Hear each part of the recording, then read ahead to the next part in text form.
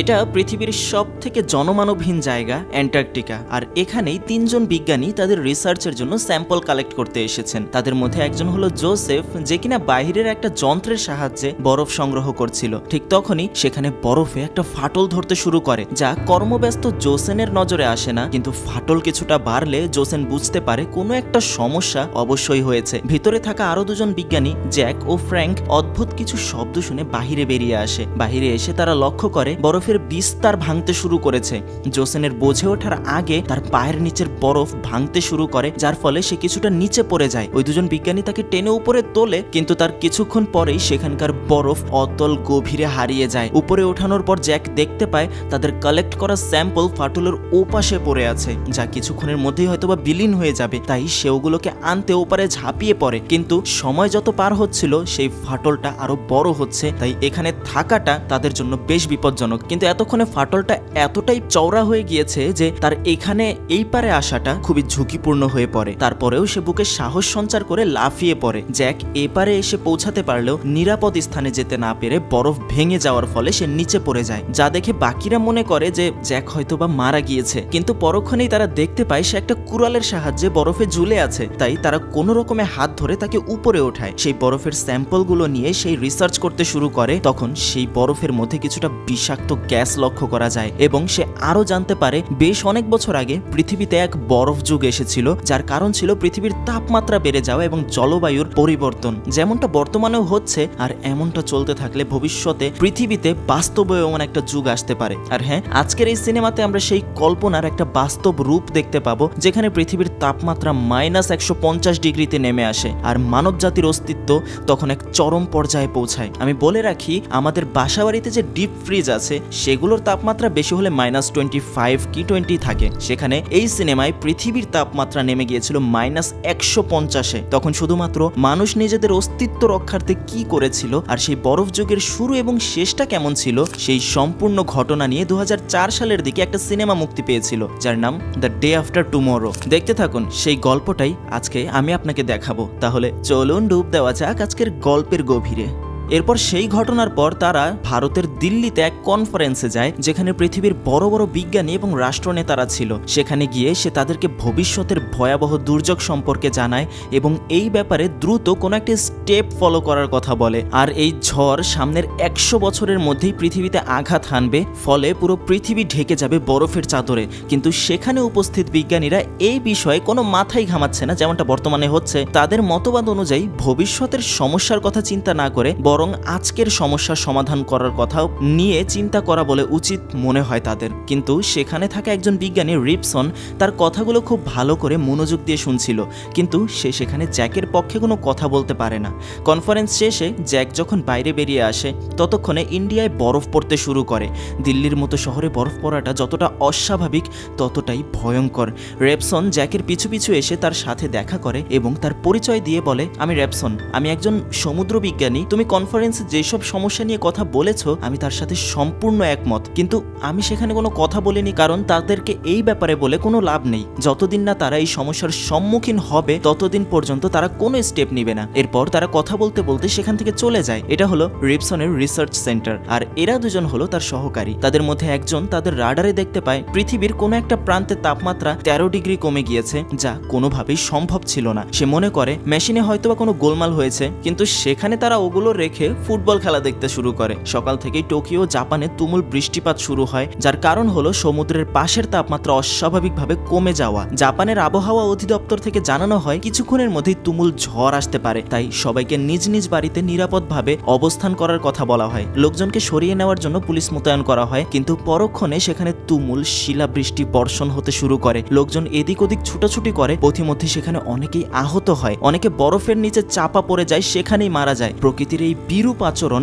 শুধুমাত্র জাপানেই শান্ত থাকে না, পৃথিবীর বিভিন্ন দেশেই ছড়িয়ে পড়তে শুরু করে। ইন্ডিয়া থেকে ফিরে জ্যাক তার বাড়িতে ঢুকতেই দেখতে পায় তার বিছানায় একটা চিঠি পড়ে আছে। কাগজের খামটি খুলতেই সে দেখতে পায় এটা তার ছেলে স্যামের রেজাল্ট কার্ড। সে এক বিষয়ে ফেল করেছে, কিন্তু সে এটা মানতে পারে না। সে ছিল তার স্কুলের টপার, আর তার ছেলে নাকি ফেল করলো। তার কারণ জানতে চেয়ে সে স্যামের মাকে কল করে। সে বলে যে সে জানে না তার ছেলে কিভাবে ফেল করেছে, তুমি নিজেই জিজ্ঞাসা করে নাও, এমনটা বলে সে। আসলে জ্যাক তার রিসার্চের কারণে তার পরিবার অথবা তার ছেলে কাউকেই ঠিকমতো সময় দিতে পারে না, সবাই নিজের নিজের কাজ নিয়ে ব্যস্ত থাকে। তাই জ্যাকের ওয়াইফ জ্যাককে বলে কালকে স্যাম নাকি ইউএসএ যাবে তার কলেজের কুইজের একজন প্রতিনিধি হিসেবে, তাকে যেন সে এয়ারপোর্টে পৌঁছে দিয়ে আসে। জ্যাকও তাকে জানায় কালকে সে তার ছেলেকে এয়ারপোর্টে পৌঁছে দিয়ে আসবে সকালে। তারপর তার রিসার্চ সেন্টারে এসে তার উপর রাগ ঝাড়তে শুরু করে সে, কারণ সেদিন দিল্লির কনফারেন্সে সেই ইউএসএ প্রেসিডেন্টের সাথে কিছুটা তর্কাতর্কি হয়েছিল, যা প্রেসিডেন্টের একদমই পছন্দ হয় না। বসের সাথে কথা বলতে বলতে সে ভুলে গিয়েছিল আজ তার ছেলেকে এয়ারপোর্টে দিয়ে আসার কথা। তাই সে কথা শেষ না করেই রিসার্চ সেন্টার থেকে বেরিয়ে পড়ে।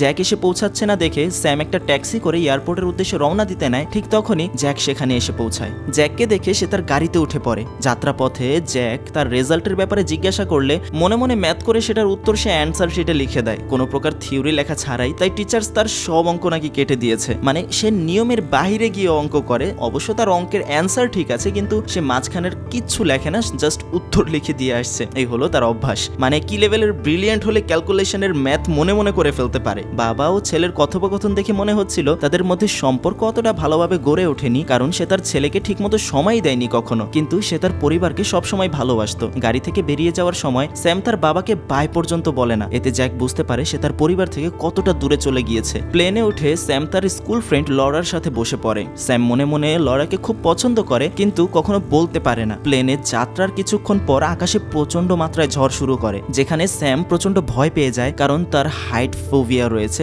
ভয়ে সে লরার হাত চেপে ধরে। ঝড় শেষ হওয়ার পর লরা তাকে শান্ত করে বলে কিছু হয়নি, তুমি ভয় পেও না, শান্ত হও। স্যাম তখন নিজেকে সামলে নেয়। এদিকে মহাকাশের একটা স্পেসক্রাফট থেকে দুজন নভোচারী দেখতে পায় পৃথিবীর দিকে এক ভয়ঙ্কর বরফের ঝড় এগিয়ে যাচ্ছে। রেভসনের গবেষণাগারের ঠিক এরকমই একটা বিপদ সংকেত দেখা দিয়েছিল। একই সাথে পৃথিবীর 3 জায়গায় অস্বাভাবিক তাপমাত্রা বিরাজ করছে, যার প্রথমটি কিছুদিন আগেই তার একজন সহকারী লক্ষ্য করেছিল, কিন্তু অতটা গুরুত্ব দেয়নি। রেভসন বুঝতে পারে তাপমাত্রার এই অস্বাভাবিক আচরণ কোনো ভয়ঙ্কর প্রাকৃতিক দুর্যোগের লক্ষণ। জ্যাকের ছেলে স্যাম ইউএসএতে নেমে দেখতে পায় আকাশে সারি সারি পাখি দক্ষিণে উড়ে যাচ্ছে। আমরা সকলেই জানি পাখিরা সর্বপ্রথম দুর্যোগের লক্ষণ বুঝতে পারে, এর ফলে তারা ঝাঁকে ঝাঁকে উড়ে নিরাপদ স্থানে পাড়ি জমায়। কিন্তু সেই সময় এই সব ব্যাপার নিয়ে কেউ কোনো চিন্তা করে না। আর ওদিকে প্রতিযোগিতা শুরু হলে স্যাম ও তার বন্ধুরা খুব মেধাবী হওয়ার কারণে খুব সহজেই তারা সেই প্রতিযোগিতায় বিজয়ী হয়। রাতে তাদের জন্য একটা পার্টির আয়োজন করা হয়। স্যাম, ব্রায়ন ও লরা পার্টিতে উপস্থিত হয়। সেখানে নিউ ইয়র্কের স্কুলে পড়া একটা ছেলে জেডি লরাকে দূর থেকে দেখে পছন্দ করে ফেলে। কাছে এসে সে তার সাথে ফ্লার্ট করতে শুরু করে এবং তাকে স্কুলটা ঘুরে দেখানোর জন্য তার সাথে করে নিয়ে যায়, যা স্যামের একদমই পছন্দ হয় না। সেদিন রাতে র্যাপসন জ্যাককে কল করে বলে তুমি যে ঝড়ের পূর্বাভাস দিয়েছিলে সেটা সত্যি হতে চলেছে, খুব তাড়াতাড়ি পৃথিবী এর মুখোমুখি হবে। যা শোনার পর জ্যাক তখনই তার ল্যাপটপ ওপেন করে আবহাওয়ার খবর দেখতে শুরু করে। তখন এই খবর আসে আমেরিকার লস অ্যাঞ্জেলেসে তুমুল ঝড় শুরু হয়েছে। ঝড়ের তীব্রতা এতই যে রাস্তায় চলতি গাড়িকে উড়িয়ে নিয়ে যাচ্ছে। নিমিষের মধ্যে লস অ্যাঞ্জেলেস ধ্বংসস্তূপে পরিণত হতে থাকে। সরকার তৎক্ষণাৎ লস অ্যাঞ্জেলেস থেকে সকল ফ্লাইট স্থগিত করে দেয়, যার ফলে স্যাম এবং তার বন্ধুরা নিউ ইয়র্কে আটকে পড়ে যায়। এরপর পৃথিবীর সব বড় বড় বিজ্ঞানীরা একসাথে হাজির হয়, যেখানে জ্যাক তাদেরকে বলে দিনের পর দিন বরফের পাহাড় গলে সমুদ্রে বয়ে যাওয়ার কারণে সমুদ্রের লবণাক্ততা কমে গিয়েছে, যার ফলে আজ আমাদের এই দুর্যোগ কবলিত হতে হচ্ছে। আর আগামী বেশ কয়েকদিন আমাদেরকে এই ঝড় গ্রাস করবে। জ্যাক তার বন্ধু টমের কাছে সাহায্য চায়, সে যেন সরকারের কাছে এই দুর্যোগ মোকাবেলার অনুরোধ জানায়। কিন্তু টম তাকে বলে তোমাকে আগে প্রমাণ করতে হবে যে তোমার বলা কথা সত্য, তখনই আমি প্রেসিডেন্টের সাথে কথা বলবো। তাই জ্যাক এই ঝড়ের সম্পর্কে রিসার্চ করতে শুরু করে। জ্যাক তার রিসার্চে বুঝতে পারে আগামী 6 থেকে 8 সপ্তাহের মধ্যে এই ঝড়টা তাদের এইখানে আঘাত আনবে। তাই স্যামকে সাথে সাথে কল করে বলে যত তাড়াতাড়ি সম্ভব সে যেন ফিরে আসে। কিন্তু স্যাম জানায় নিউ ইয়র্কে অত্যাধিক মাত্রায় বৃষ্টিপাতের জন্য রাস্তাঘাট পানিতে ডুবে গেছে এবং তার এখন ফেরা সম্ভব না। জ্যাক তার রিসার্চ পেপার নিয়ে প্রেসিডেন্টের কাছে যায় এবং তাকে অনুরোধ করে উত্তর আমেরিকার মানুষকে রেস্কিউ করে নিয়ে আসার জন্য। কিন্তু প্রেসিডেন্ট তার রিসার্চ ভুল দাবি করে তাকে বলে এই ঝড় নিয়ে এতটা ভয় পাওয়ার কারণ নেই, এটা একটা সাধারণ ঝড় যা কিছুদিনের মধ্যে ঠিক হয়ে যাবে। এদিকে জেডি, লরা ও স্যাম একসাথে একটা জাদুঘরে ঘুরতে যায়, যেখানে তারা বহু বছর আগের একটা হাতি দেখতে পায় যেটা বরফের ঝড়ে পরে বরফে পরিণত হয়েছিল। তার মানে বুঝাই যাচ্ছিল ঠান্ডার মাত্রা কতটা তীব্র ছিল সেই সময়টাতে। আর অপরদিকে হঠাৎ র্যাপসন জ্যাককে কল করে জানায় স্কটল্যান্ডের ঠান্ডার পরিমাণ এতটাই বেড়ে গিয়েছে যে সেখানে তাপমাত্রা -150 ডিগ্রিতে এসে দাঁড়িয়েছে। সেখানে থাকা মানুষগুলো চোখের পলকে বরফে পরিণত হচ্ছে। স্কটল্যান্ডের আকাশ দিয়ে 3টা রেস্কিউ হেলিকপ্টার উড়ে যাচ্ছিল তাদের মধ্যে বেঁচে থাকা মানুষদের উদ্ধার করার জন্য। ঠান্ডার মাত্রা সেখানে এতটাই বেশি ছিল যে হেলিকপ্টারের পাখা জমে যাওয়ার কারণে হেলিকপ্টারগুলো ক্র্যাশ করে। বেঁচে যাওয়া একজন পাইলট হেলিকপ্টার থেকে বেরিয়ে আসতে গেলে সেও বরফে জমে গিয়েছে, এই খবর পাওয়া গিয়েছে। জ্যাক স্যাটেলাইটের মাধ্যমে সেখানে ঝড়ের চিত্র দেখে বিস্মিত হয়ে পড়ে, কারণ তারা অনেক দেরি করে ফেলেছে। এখন তাদের এখান থেকে বাঁচার কোনো উপায় নেই। আবার অপরদিকে অতিরিক্ত বৃষ্টি পড়ায় স্যাম ও লরা সেখানে আটকা পড়ে, ফলে জেডি তাদেরকে তার বাড়িতে নিয়ে আসে। খবরে দেখতে পায় অতিরিক্ত বৃষ্টি হওয়ার কারণে শহরের বিভিন্ন জায়গায় সুনামি এসেছে এবং তাদের দিকে ভয়ঙ্কর এক টর্নেডো এগিয়ে আসছে। জেডি তাদেরকে বলে সে তার ভাইকে আনতে বাহিরে যাবে এবং সেখান থেকে তোমরা চাইলে এই শহর থেকে চলে যেতে পারো। তখন তারা তাদের ব্যাগ গুছিয়ে বাড়ি থেকে বেরিয়ে পড়ে। বাহিরে এসে তারা দেখতে পায় আশেপাশের রাস্তাঘাট যেন আরো তলিয়ে গেছে। লরা স্যামকে বলে তাদেরকে এখন জেডিদের বাড়িতেই থেকে যেতে হবে, কিন্তু স্যাম এতে রাজি হয় না, কারণ তার নিজের বাড়িতে যেতে হবে। তাই তারা হেঁটেই সামনের দিকে এগোতে শুরু করে। সময়ের সাথে সাথে পানির স্তরও যেন বেড়ে যাচ্ছিল। এই সুনামির ফলে বহু মানুষ পানিতে ডুবে মারা যায়, যা দেখে স্যাম তাকে বাঁচানোর জন্য এগিয়ে যায় এবং স্যাম কোনো রকমে তাকে নিয়ে লাইব্রেরিতে প্রবেশ করে। জ্যাক তার গবেষণা থেকে জানতে পারে পৃথিবীর যে একটা বিশেষ স্তর রয়েছে বায়ুমণ্ডলে, সেই স্তরটা ক্ষতিগ্রস্ত হওয়ার কারণে পৃথিবী তার তাপমাত্রা এখন আটকে রাখতে পারছে না, যার কারণে পৃথিবীতে ঠান্ডা বেড়েই যাচ্ছে। আর এভাবে চলতে থাকলে মানব জাতির অস্তিত্ব বিলীন হয়ে যাবে, আশেপাশের সবকিছু বরফে ঢাকা পড়ে যাবে। জ্যাকের থেকে এই সব কথা শুনে রেপসন আর বাকি সবাই খুবই আপসেট হয়ে পড়ে। এদিকে আমরা দেখতে পাই তারা সেই লাইব্রেরির ভিতরে সেফ আছে। লরা তাকে ধন্যবাদ জানায়। স্যামও তার সাথে খুব খুশি মনেই কথা বলছে। তাদের কথাবার্তা দেখে জেডি বুঝতে পারে স্যাম লরাকে পছন্দ করে। সে তাকে বলে সে যেন তাকে প্রপোজ করে দেয়। তখনই স্যামের তার বাবার কথা মনে পড়ে, কারণ আজকে সারাদিন সে তার বাবার সাথে কথা বলেনি। টেলিফোনের খোঁজে সে লাইব্রেরির নিচতলায় চলে যায়, কিন্তু নিচতলায় অলরেডি অর্ধেক পানিতে ভর্তি ছিল। স্যাম কোনোভাবে টেলিফোনের কাছে পৌঁছায় এবং তার বাবাকে ফোন করে। ফোনে সে তার বাবাকে তার বর্তমান অবস্থার কথা জানিয়ে বলে সে একটা লাইব্রেরিতে আছে। তার বাবা তাকে বরফ ঝড়ের কথা জানিয়ে কোথাও বেরোতে মানা করে এবং আরো বলে সবসময় গরম থাকার চেষ্টা করবে, সে খুব তাড়াতাড়ি তাকে নিতে আসবে। কিন্তু পানির স্তর তখনও বেড়ে যাচ্ছিল। একসময় স্যাম ডুবে যায়। লরা সেটা দেখে মনে করে স্যাম হয়তো পানিতে ডুবে গেছে, কিন্তু পরক্ষণেই স্যাম তার সামনে এসে মাথা তুলে পানি থেকে তুলে সে তাকে গরম কাপড় পরিয়ে দেয় এবং সে স্যামকে জড়িয়ে ধরে যাতে তার শরীরে তাপের সামঞ্জস্যতা ফিরে আসে। লরা এভাবে তাকে জড়িয়ে ধরে আছে দেখে স্যাম অনেক খুশি হয়। আর এদিকে জ্যাক নিউ ইয়র্কে যাওয়ার জন্য প্রস্তুতি নিতে শুরু করে। তখন সেখানে টম এসে তাকে বলে স্যামের কাছে যাওয়ার আগে তোমার একবার আমার সাথে যেতে হবে এবং প্রেসিডেন্টকে আবারও তোমার রিসার্চ রিপোর্ট দেখাতে হবে। জ্যাক তখন প্রেসিডেন্টের সাথে পুনরায় দেখা করার জন্য রাজি হয়। এদিকে লাইব্রেরিতে আশ্রয় নেওয়া সকলকে স্যাম ও লরা ভারী কাপড় দিতে শুরু করে। এই কনকনে ঠান্ডার মধ্যে তারা সকলে দাঁড়িয়ে দাঁড়িয়ে কাঁপছিল। তখন তারা বাহিরে লক্ষ্য করে একটা জাহাজ ভেসে ভেসে তাদের শহরের ভেতর প্রবেশ করছে, যার ভেতরে কেউ বেঁচে নেই। এদিকে জ্যাক আবারও প্রেসিডেন্টকে জানায় এই ঝড় আগামী 7 দিন ধরে চলবে। আমাদের যদি জীবিত থাকতে হয় তাহলে আমাদের দক্ষিণের দিকে পাড়ি জমাতে হবে। আমার গবেষণা মতে মেক্সিকো আমাদের জন্য সব থেকে নিরাপদ, যেখানে সবাই নিরাপদে থাকতে পারবে। প্রেসিডেন্ট উত্তর আমেরিকার লোকেদের কথা জানতে চাইলে জ্যাক জানায় এখন আর আমাদের পক্ষে উত্তর আমেরিকার লোকেদের বাঁচানো সম্ভব না। এই বলে সে চলে যায়। প্রেসিডেন্ট তখন ঘোষণা করেন সবাই যেন মেক্সিকোর দিকে এগোতে থাকে। এই নিউজ রেডিওর মাধ্যমে সারা দেশে ছড়িয়ে দেওয়া হয়। হঠাৎ করে তুষারপাত শুরু হওয়ায় রেপসন ও তার সাথীরা তাদের ল্যাবের মধ্যে আটকা পড়ে যায়। ধীরে ধীরে তাদের জমা করা খাদ্য শেষ হওয়ার পথে। এইভাবে আরো 2-1 দিন থাকলে তাদের মৃত্যু নিশ্চিত। তাই তারা তাদের সাথে শেষ সময়ের একটা ড্রিঙ্কস করে এবং তাদের পরিবারের কথা স্মরণ করে। এক সহকারী রেপসনকে বলে যদি সে তার মেয়েকে শেষবারের মতো দেখতে পারত, যা শুনে রেপসনের চোখের পানি গড়িয়ে পড়ে। নিউ ইয়র্কেও তুমুল তুষারপাতে আশেপাশের মানুষ আটকা পড়ে আছে। লাইব্রেরি থেকে একজন লোক তার পোষা কুকুরটিকে নিতে বাহিরে আসতে সে দেখতে পায় বেশ কিছু মানুষ এই তুষারপাতের মধ্যে কোথাও একটা চলে যাচ্ছে, কারণ তারা রেডিওতে খবর পেয়েছে সরকার সবাইকে মেক্সিকোতে পাড়ি জমানোর ঘোষণা দিয়েছে। সে লোকটা ভেতরে এসে সবাইকে বলে মানুষজন এখান থেকে পালিয়ে যাচ্ছে, নিউ ইয়র্ক তাদের জন্য আর নিরাপদ না। সেখানে থাকে সবাই বাহিরে নজর দিতেই দেখতে পায় সবাই এখন এখান থেকে চলে যাচ্ছে। তাই সেখানে উপস্থিত সকলে প্রস্তুতি নিতে শুরু করে নিউ ইয়র্ক ত্যাগ করতে হবে। স্যাম সবাইকে বোঝানোর চেষ্টা করে তার বাবা একজন বিজ্ঞানী এবং তার রিসার্চ অনুযায়ী আগামী 2-1 দিনের ভেতরে নিউ ইয়র্কের উপর দিয়ে ঝড় বয়ে যেতে পারে। যারাই ঝড়ের কবলে পড়বে সবাই সেখানে ঠান্ডায় জমে যাবে। ঝড় শেষ হওয়ার পর আমার বাবা আমাদেরকে রেস্কিউ করার জন্য আসবে। কিন্তু বেশিরভাগ লোক তার কথা উড়িয়ে দিয়ে বাহিরে বেরিয়ে যায়, কিন্তু কিছু সংখ্যক মানুষ স্যামের কথায় বিশ্বাস রেখে সেখানেই থেকে যায়। এদিকে জ্যাক তার ছেলেকে উদ্ধার করার জন্য বেরিয়ে পড়ে। তখন ফ্র্যাঙ্ক ও জোসেন জ্যাকের সাথে যাবে বলে জানায়। এরপর তারা 3 জন নিউ ইয়র্কের উদ্দেশ্যে রওনা দেয়। নিজেদের প্রাণ বাঁচানোর জন্য মানুষজন জোরপূর্বক মেক্সিকোতে অনুপ্রবেশ করে, যা সামাল দিতে প্রচন্ড সমস্যায় পড়তে হয়। স্যাম সেখানে থাকা সবাইকে নিয়ে একটা আলাদা রুমে প্রবেশ করে এবং সেখানে থাকা বইগুলোতে